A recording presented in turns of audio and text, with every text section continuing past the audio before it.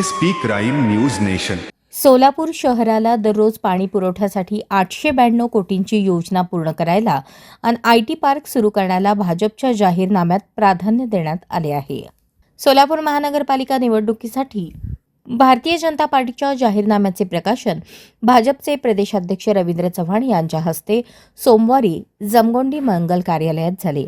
याप्रसंगी व्यासपीठावर पालकमंत्री जयकुमार गोरे, आमदार विजयकुमार देशमुख, आमदार सचिन कल्याण शेट्टी, आमदार देवेंद्र कोठे, माजी आमदार दिलीप माने, भाजपच्या शहराध्यक्षा रोहिणी तडवळकर, भाजप पूर्व जिल्हाध्यक्ष शशिकांत चव्हाण, पश्चिम जिल्हाध्यक्ष चेतन सिंह केदार, माजी शहराध्यक्ष रामचंद्र जन्नू, माजी जिल्हाध्यक्ष शहाजी पवार, सरचिटणीस प्राध्यापक नारायण बनसोडे, शिवराज सरतापे, सुधा अळ्ळीमोरे, भारतीय जनता युवा मोर्चाचे शहराध्यक्ष विजय कुलथे उपस्थित होते.